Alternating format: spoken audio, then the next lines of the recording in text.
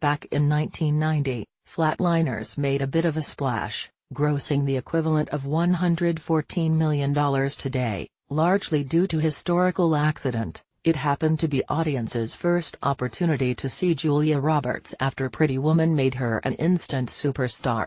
As psychological horror, the movie didn't quite work, squandering a potentially fascinating premise. Nobody would likely remember it today had it featured a cast of unknowns rather than the likes of Roberts, Kiefer Sutherland, and Kevin Bacon. The existence of this remake, then, is somewhat puzzling.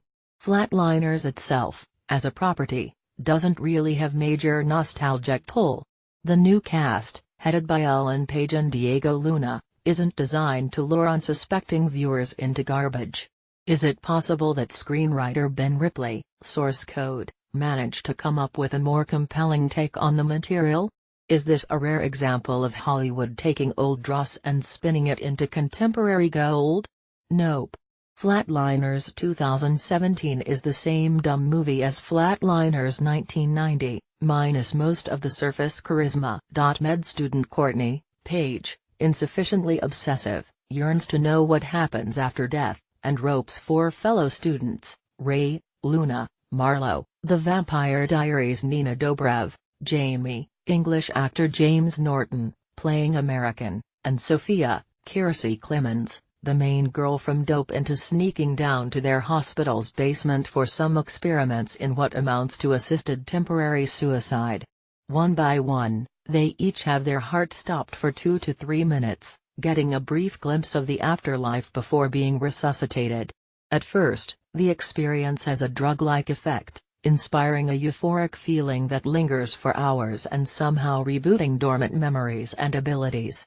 The after-effects soon take a considerably darker turn, however, with all four of the Flatliners. Ray declines to die, participating only as an observer/assistant, stalked by people they've wronged, in what may or may not be hallucinations.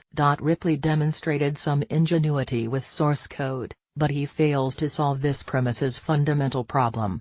Creating necessary tension during the flatlining scenes requires that the characters nearly die, permanently, every single time. There's frantic medical activity and shouts of "it isn't working." Yet Jamie is unaccountably eager to have his heart stopped after watching Courtney barely make it back, and Marlo insists that she's next right after Jamie almost winds up in the morgue, and so on. What we see of the ostensible afterlife, just ordinary depopulated locations on Earth, made mildly strange via smeared neon or overexposure, doesn't justify all this mortal recklessness. Neither do the lame powers the Flatliners acquire after dying, which involve slow-motion shots of club dancing and, hilariously, the others looking on in wonder at Courtney playing the piano, unremarkably marveling that she can now play again. It's not as if she'd broken her hands.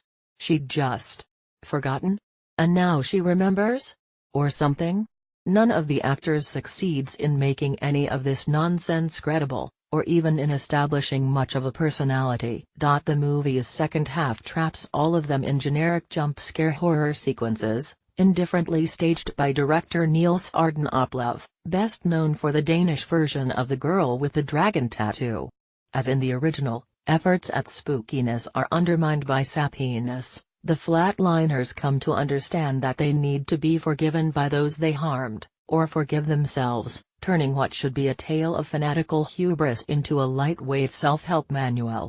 Sutherland, who turns up in a dull cameo role as the student's instructor, has suggested that he is in fact still playing Nelson Wright, his character from the 1990 version. That makes zero sense given what occurs on screen. At best it would entail a truly ludicrous coincidence. The professor remains oblivious throughout, but maybe Sutherland just felt obligated to say anything he could think of that might lend a little intrigue to this pointless rehash.